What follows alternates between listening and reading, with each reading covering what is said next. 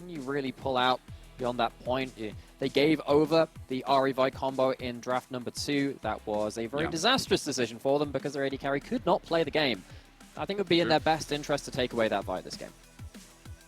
You give it a Xiaohao, and LeBlanc actually open. I noticed AL have left that open. Tristana got instead, but they want the Azir again. Again? Surely not.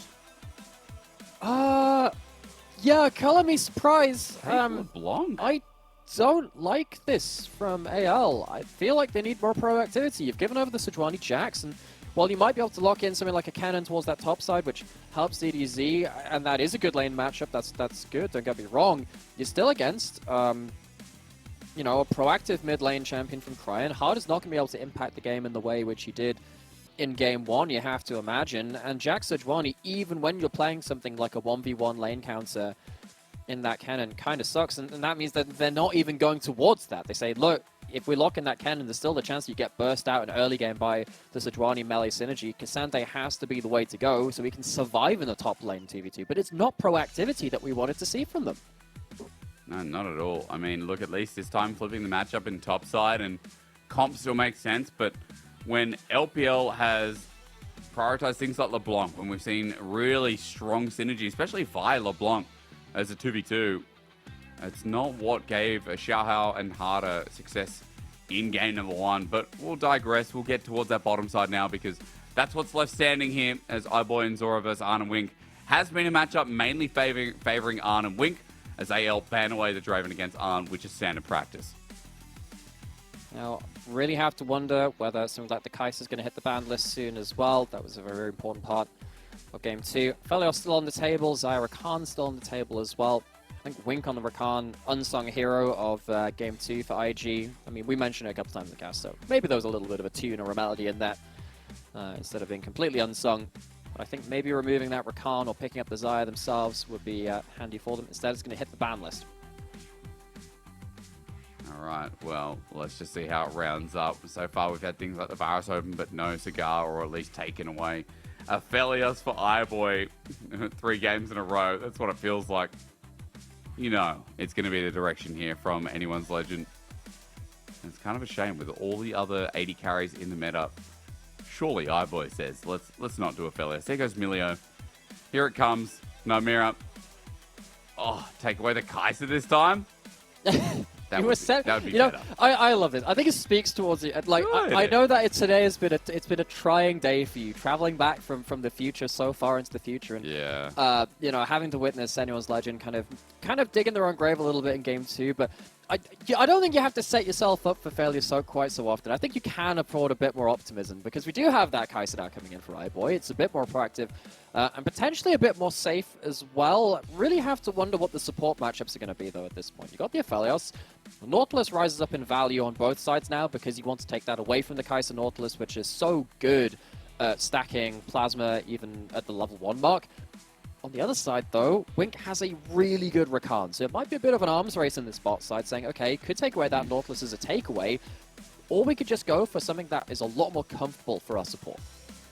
Great sync up with Sejuani as well, so you've got your jungle, but this is another pick that has actually flown by through the draft today.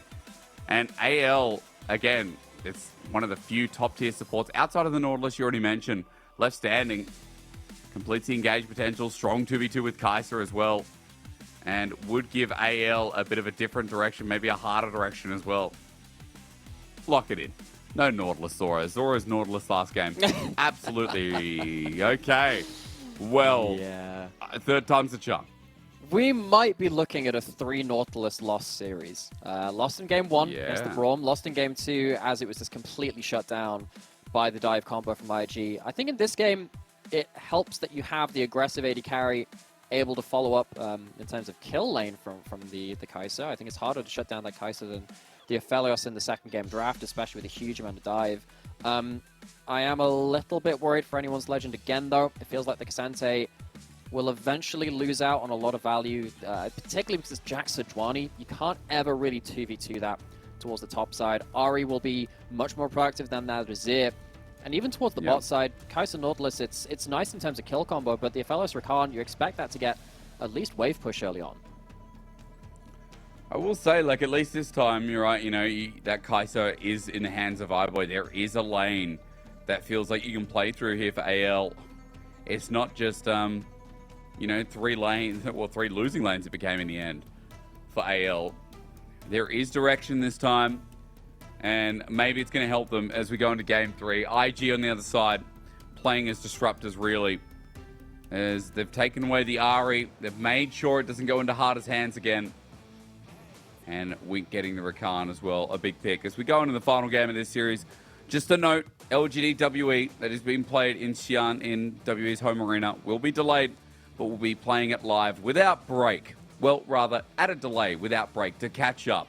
So, you guys remember what a break feels like. We're time traveling forward with you all.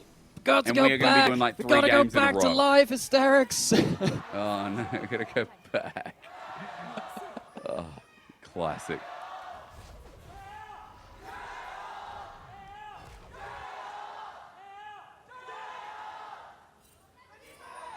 Sadly, no great Scots being chanted out by the crowd. That would have really fit it. It would have been very odd for them to do so, but it would have been. Maybe if it was time travel was possible, maybe we could have implanted that message into the crowd. That would have been great. But could have also told them about the level 1, because it's briefly coming in from AL. All it is a ward and potentially scouting out this bot side stop. They won't see anything onto the buff, though. They will see the Raptors, should they be taken in any particular order by Tianzhen, though. So they'll have some information on where the Sejuani is on the map partway through their clear. YSKM just walking up past the ward, and information also given over. And a simple one placed by him. He just wants to get in the way. Counter-Strike, level 1 Jax. Always just the way, isn't it? He's not starting red, no. He's just walking past it as he goes to wave. There are a couple of champions from top lane that can really disrupt first clears, particularly with something like Vi that loves to start something like W, so you don't have your Q or even your E for a quick auto-attack reset as a good trade. You can really make a mess of a couple of those junglers, should they be alone on a buff. Not going to be the case here, though. Just information that Xiaohao is heading towards that top side, clearing bot to top, and IG, they're not going to see Tianzhen's pathing here. This is quite interesting. He's gone buff to buff. Might do a reverse clear after this point, so we can go from bot to top to respond to Xiaohao on that top side of the map. But AL don't have information on where this Sejuani is right now. See, finds an angle. Bot side push out heavily because they've hit the level 2 first. Dredge line in as well. And Wink takes a pretty unfavorable trade from Zorah and iBoy. But Wink still has everything available. So let's just see what the Sejuani does in the end. As Xiaohao spotted going towards his top side, so he is on vision.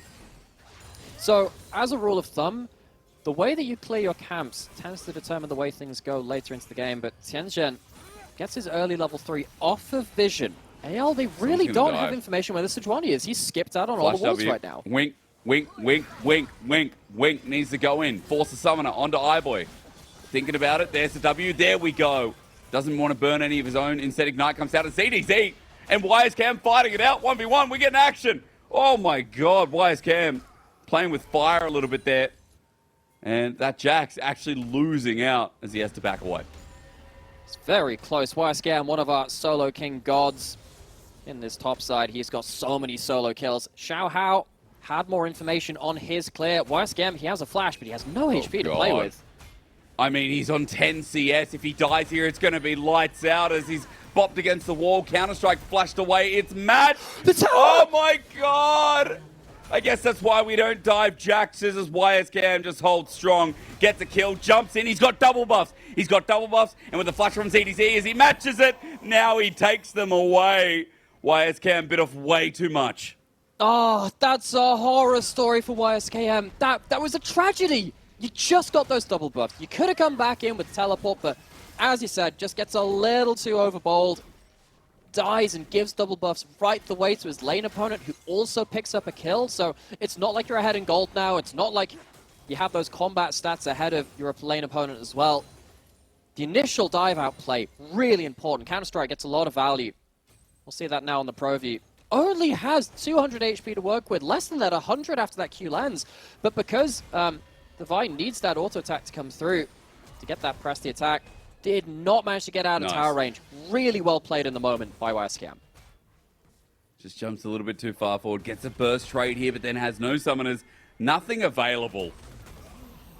And yeah, there's way too greedy there from the top lane Jax. Able to catch up some of the CS, but remember, this wave's getting pushed in right now.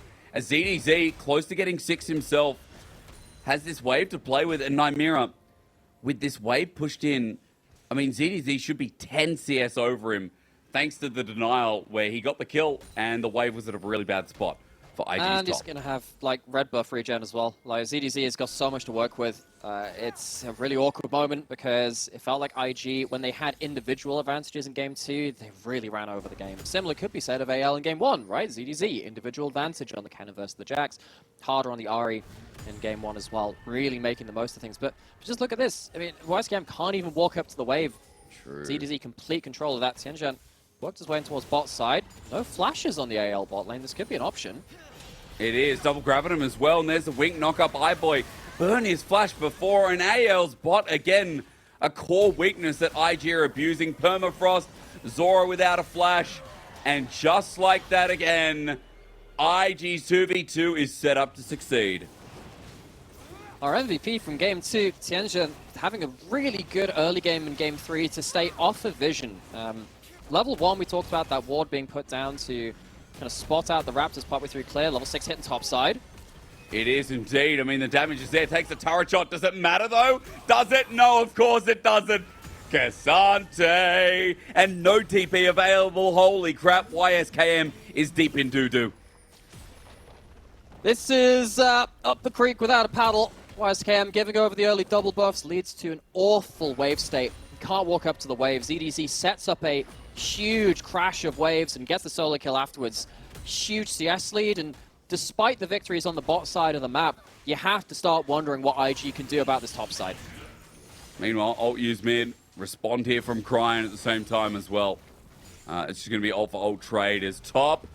That wave is going to be caught only by the end. It will be still about a 20 CS lead, but a second kill for ZDZ as we look at the replay. It's actually bot side we look at first. It's because Tianzhen, once again, just off the vision. I think Anyone's Legend, they need to get a lot more information on where the Sejuani is. They have not had a great job of being able to combat jungle vision and just stop themselves falling apart through this bot lane. It's not been the first time we've talked about this bot lane being abused by IG and getting gold through onto Arn. Arn is now, once again, going to be a scary threat towards this bot side. Yep, so bot versus top. Again, I mean, like, ZDZ last game didn't do much on his Jax, but like game number 1, the 1v1 matchup has just been succeeding. Even with YSKM, I mean, getting the dive denial on Xiaohao, you should think that YSKM in this game should be in a great spot, Nymaera. He outplayed, he played so well, and then just that greedy play seems to have backstabbed him heavily. And I don't know what more to say. I mean, YSKM has been really disappointing this split, unfortunately.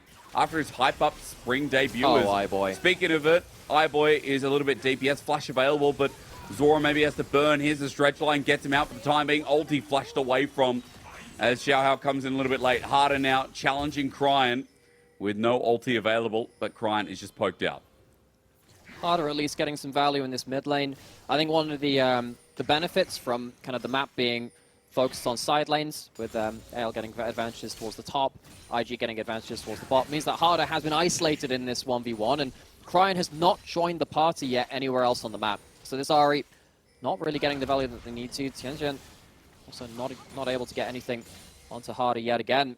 So this is kind of the missing piece of the puzzle, I think, for this game, because the Ahri needs to be proactive. Both of these mid laners have done that in their respective wins this series. But in Game 3, it feels like Harder has found a spot where this Azir can get to usefulness.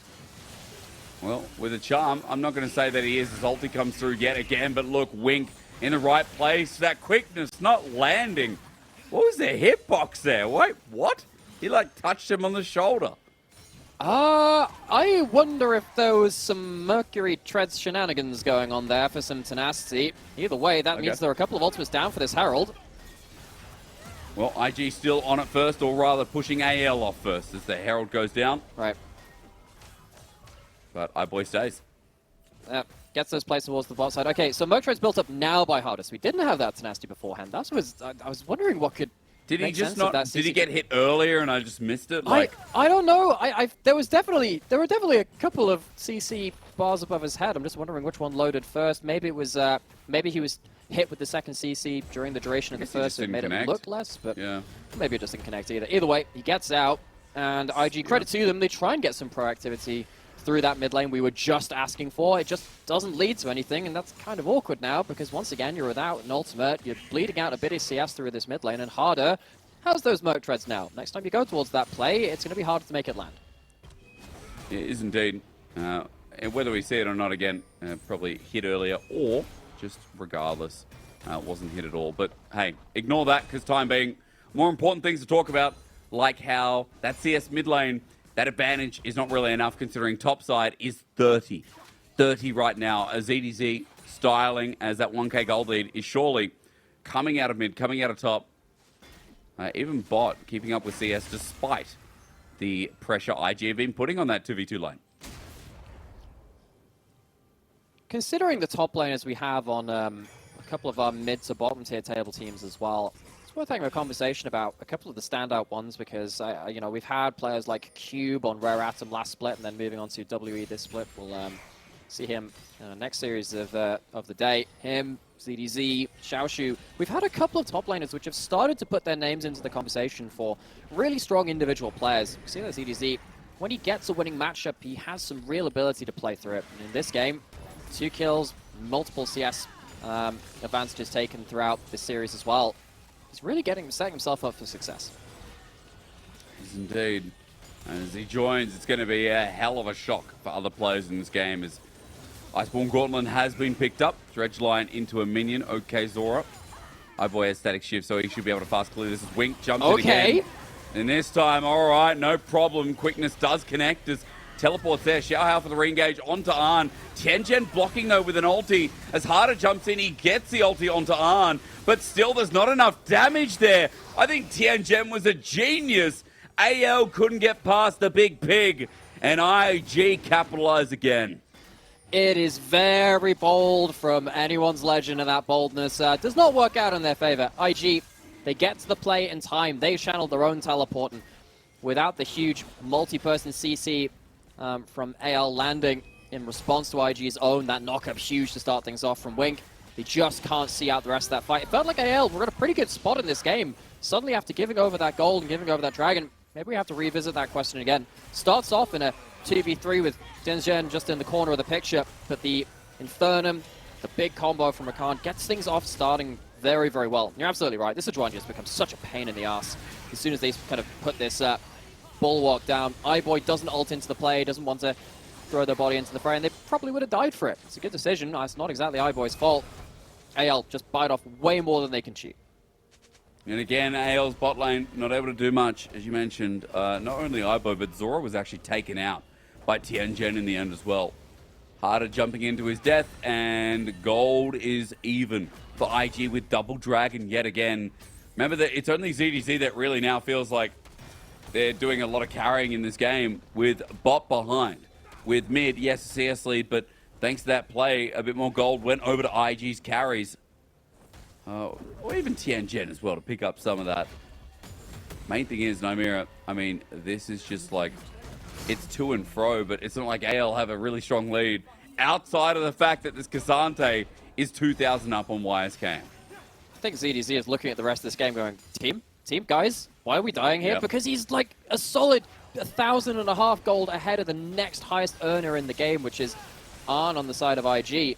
This K'Sante is going to absolutely kick people's teeth in when he actually arrives to that play. He's finally broken down that top lane tier 1, which is important. First tower bonus going over his way as well. He's almost at 2 items. This champion is absolutely off to the races. Lane assignment is going to become very important now, though, because EDZ about to get his teleport back up, but he doesn't have a tower to pin YSKM2. He'll have to push him down into enemy territory, and I think he is strong enough to survive a 1v2, or survive. I don't think he'll get a kill in a 1v2 if IG decide to commit members towards that top side. But I don't know whether he's actually going to get enough advantages to kind of make it worthwhile keeping him in the side lane. I think he wants to be probably transferring towards bot now, especially with second Herald coming up soon. You want him on bot lane, hold that TP, potentially allow him to hit that bot lane outer turret, and then finally get himself teleporting into the play. You have a couple of wards deep into the top side of IG now, one in the lane, a couple in the jungle entrances as well. That's what we need to keep an eye on. ZDZ is ready to enter the fray now. There's going to be a longer lane as Tart goes down to Cryin in the meanwhile. ZDZ, as you said, is doing maybe what you suggested, as turret should be dropping. Cryin just takes a cheeky trade, but finds that in the end regardless. A lot of grouping up now from IG towards mid as they're covering for Winkanan, but hovering between the lanes themselves. You mentioned Herald, that's up in 15. Dragon 2 minutes. Gold pretty much even. As I'm just going to wait and see what items we're dealing with for this next Dragon, because it feels important to talk about iBoys here, as he's only on the first with components in the midst. Harder still, without his first item 15 minutes into the game, is kind of surprising. Stopped off towards Smoke Treads, that's where some of that gold is gone. AL, they are starting up this objective. When you're on red side, it can be a little hard to disengage from the Baron Pip. You have enough mobility to escape out the back of it with Vyq, the Azir combo as well. They shuffle out the back of that pit. So AL get themselves that Herald fairly painlessly. Don't think IG are going to be able to do that much damage to this mid lane outer turret either. So that's a winning play for AL.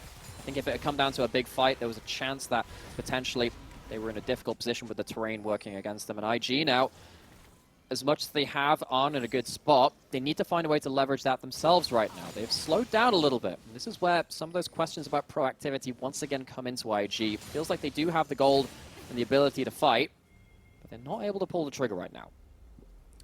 At least they have been better in some of these early games, Game 2 and Game 3. You know, playing towards their comps win conditions, you know, this time around. We've got Jax in the side lane. We still have a Sejuani with an Aphelios. So, not like IG are really going to be struggling at this point. But 40 seconds till Dragon. I guess we're going to get their answer, because it would be third for IG if they can pick this up. And right now, they have a teleporting side laner who is applying pressure here and trying to draw out Harder's summon a spell as well.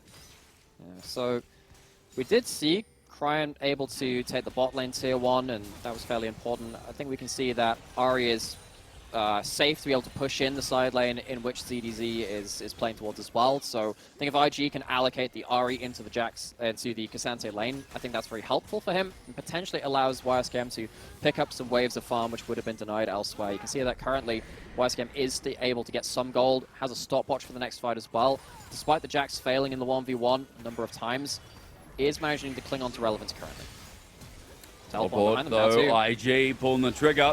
Harder's ulti comes out. Arn using his own as well. iBoy is a slither his way. His quickness is there. YSKM now rolling in, but only finds a target on the jungle. Zorah dies as well. Double kill over YSKM, and he's done enough as iBoy decides death is better. And AL losing their bottom lane again. That is a classic. How does that happen? They see YSKM on the flank. He walks over vision on his way into that mid lane. It feels like AL, they were in a position to actually take themselves a fight, stand their ground, use the K'Sante for the first time in this game, but IG feels like they get away with absolute murder. And YSKM walks away from that, not just surviving and picking up lanes and some farm in those side parts of the map. He actually gets a couple of kills from this too. So how the heck does this start off? You have the root from Arn. Have to imagine it starts with that big teleport coming in towards the back, and it's a couple of ults that have invested onto the group members of AL. At this point, you know that YSKM is here. Xiaohao kind of wastes his Q a little bit. Maybe he could have used that to isolate the Jax on the side. And iBoy completely, once again, misses the memo. Very awkward couple of games from this AD carry. What is he doing? Oh, I don't know. I don't know. Man, I mean, just walked back like... Oh, dear Lord. Okay. Well, at the very least, AL didn't lose more, but IG still picking apart the pieces, still in a favorable position in this game. A small gold lead. They got Dragon. They are on sole point now. And despite bot lane of AL, we still have a fed K'Sante. We've got an Azir who's got Leandres this time around, Nymaera, and is going for some more aggressive item choices. So We'll see how they go, because AL still trying to defend their tier 1 and keep this game going a little bit longer. Doesn't really matter which items you have on the Azir, though. He's just dying that easily in the fights. Saw that the crown didn't really help in Game 2 for the Azir. In Game 3, yes, he managed to stand and fight great amounts of damage, but don't know if you're actually going to be able to do that. Once again, this K'Sante had such a huge lead, just not been able to leverage it. So, AL, some serious questions being posed to them about what they're doing with this top lane matchup. We've seen K'Sante absolutely ruin games in the LPL. It was 100% pick and ban for the longest time in the summer split. ZDZ not really able to achieve much outside of 1v1s. Well, Tianzhen flying the ulti. Boy's going to get out of there as Baron is just sitting there waiting, and AL have position first. IG trying to threaten as well. There's Everfrost harder jumping in, Cryin with the ulti himself, though, to get out of there. It's just such a strange series. Overall, I am perplexed. Like, I don't know what to make of AL. I don't know what to make of IG sometimes as well. They're just very strange teams with how inconsistent they can be. I think that's kind of the word choice for it, especially, yes. You know, like, these teams is why they're near the bottom. Even though AL are 4-7, you know, this team can make a miracle run to playoffs, but they also can't, because they're versing 4 top teams after this. And if they need 8 wins, like 7 is so risky, they need 8 wins. They need to beat either Top Esports, LNG, what are the other ones? I'll bring it up. It's really hard schedule. Well. OMG or Weibo. Weibo maybe, that's 6. How are AL going to beat OMG, Top Esports, or LNG? Like, they have to, all those teams have to run it. And look, we know that OMG can lose a game 1 here and there, but AL, this is the problem. It's the Zombieland rule 1, right? Double tap. Rule 1's cardio. But you have to double tap. Huh. Like, you can't just win 1 game. You need to take them down twice, and this is the problem here. You look at game 1, AL look great, look awesome. They're proactive. They're playing very well through harder, and they can't replicate that again. And inconsistency is the word, because, again, look, you're playing in the LPL. You're not a bad team. You're not bad players. The LPL has such a high floor for all the players playing here. But trying to last out an entire best of 3, it can be very difficult. And you can see now that both of these teams have struggled in kind of pulling off plays in the timelines that they want to. It feels like the plays, particularly in games 2 and 3, or particularly in this game, I suppose. In game 2, IG were actually pretty good at pulling the trigger when they needed to. It has felt like it's been more about this game has been more characterized by the mistakes rather than the big plays being made. So much more so. At least now, though, we are gearing up for neutrals again. 40 seconds. This big team fight could just end it all, as it feels like one big fight should be deciding a lot at this point as well. With a lot of standing gold up and available for both teams. Count that down, 30 seconds. IG trying to hover between Baron. The threat there is AL need to stop the Soul, but also need to make sure that IG don't sneak the Baron as Cryin ulti's out. Zorah flash for that, but at least he gets that ulti out early from Cryin. YSKM split pushing, going to take down some gold in this top side. Will have himself a teleport. What teleport options has he got? He's got a couple towards bot side. I think there was a ping there even. I don't know which team it was on, but with Baron spawned, I mean, IG say, well, who cares about Dragon? Yes, it's a Chemtech Soul. Who cares? We can go towards this Baron and maybe force AL into a risky fight. Arn out of shurikens, though, running out of the Severum too to make it easier.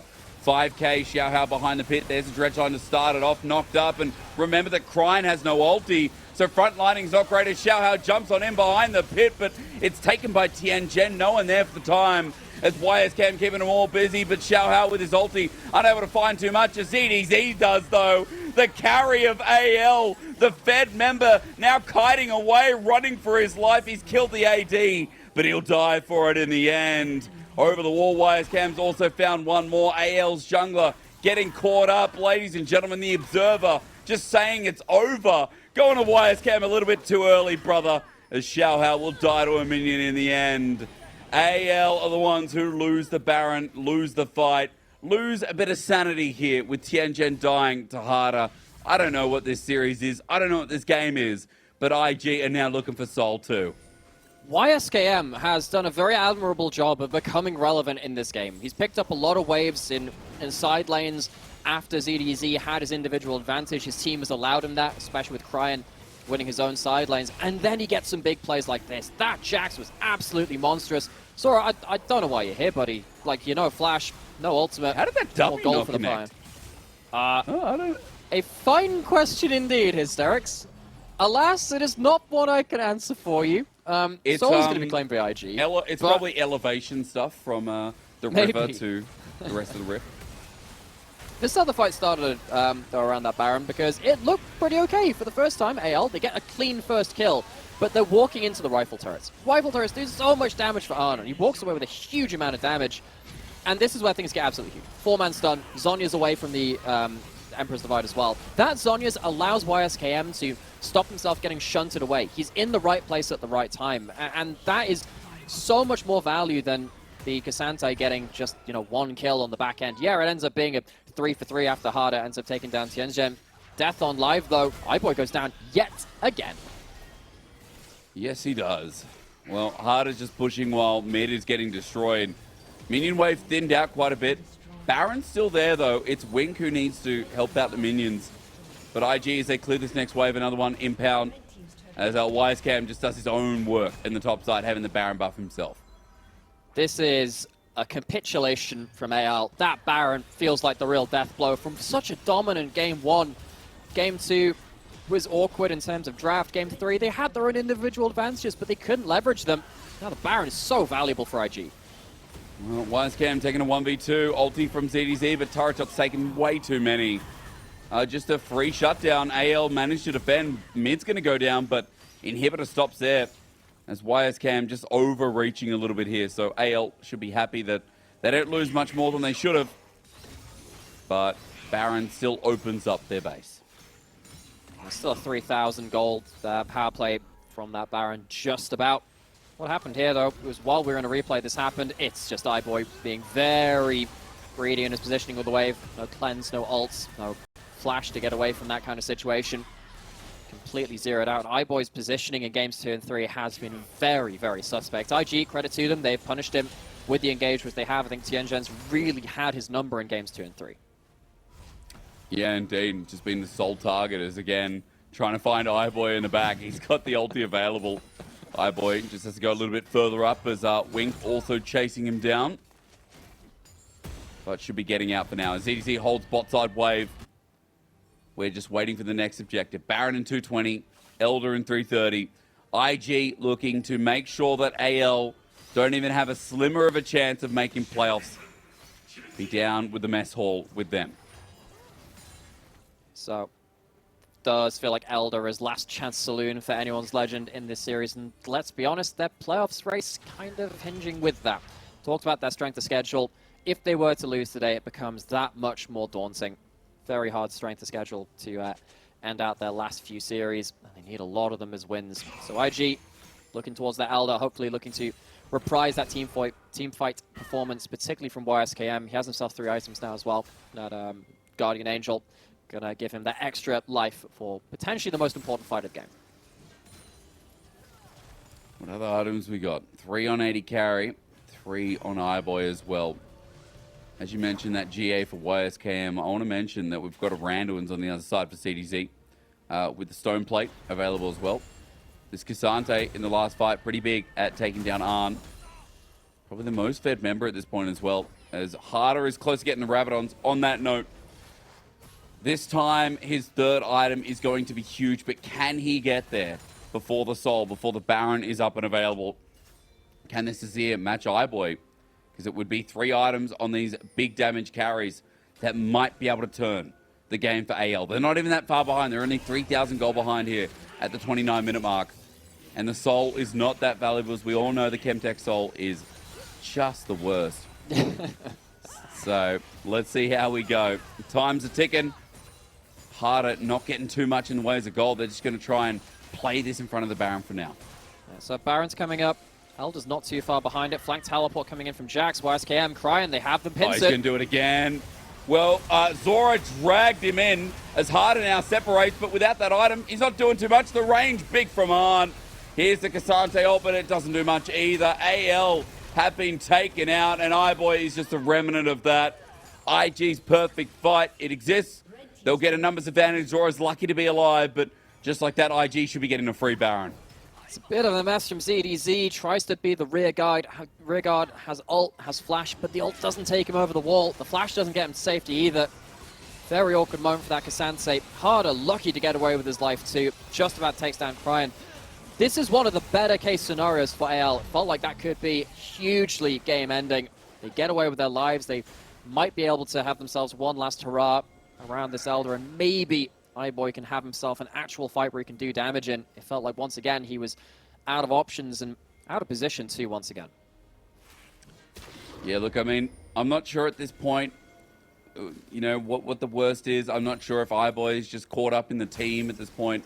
I don't want to, I'm trying not to rip on him anymore. I've got to let that ship sail.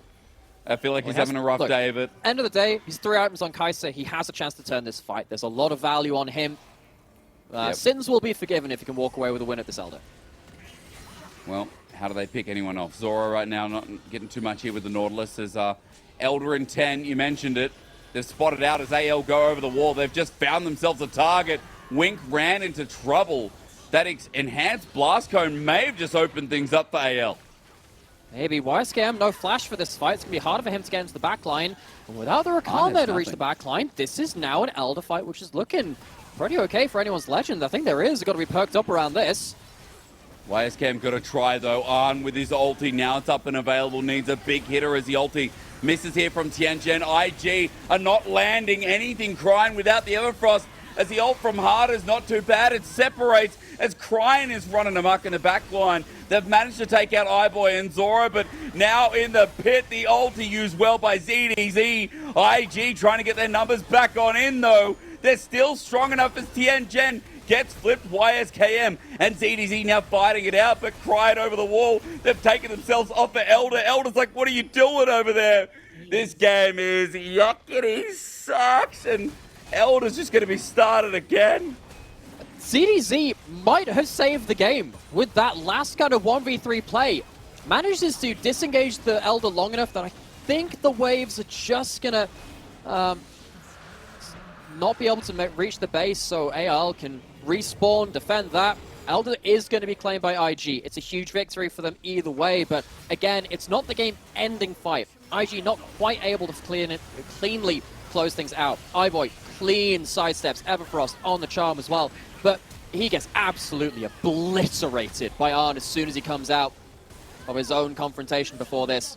iBoy, half of a good fight, is not quite good enough. You can see that after that point, AL, they just lose a lot of their damage. Harder, iBoy hit the ground. ZDZ does what he can and takes down the jungler at least, takes away that smite, takes away another member carrying that Elder, but it's not enough to win the fight completely. Again, I mean, Stoneplate shield, just massive. Cryin, lucky to be alive. I guess then the Chemtech Soul was helping out massively. As IG reclaimed the fight, AL close call. But Elder picked up now by 3 members. One of them is Arn, actually. Actually, Wink has it as well. So, never mind. 4 people with Elder on IG as AL getting aggressed in 2 sides of the map right now, mid-bot. YSKM level 18 Jax with 4 items. It takes a lot of attention from AL to be matched. So, huge gold lead now. It's late game, so the gold lead matters less. That's an ult being thrown through. And it is Elder. ZDZ has to back away. YSKM free access to inhibitor because of this push as IG break down the last inhibitor turret on this side of the map at least. Top the last, at least for this game. Now up to about 10k is IG over AL. And with 45 seconds left on this Elder, look at the burst damage. Arn running in, just getting freebies. iBoy's going to get Cryin as Tianzhen almost burnt down himself, but Arn's still alive and well. And Elder is popping them through. iBoy, of course, he's caught for the 7th time. Great ulti back as AL are getting dove deep in their base. They're trying to deflect the damage, but running through, it's not enough versus Elder buff. YSKM is making up for game 1.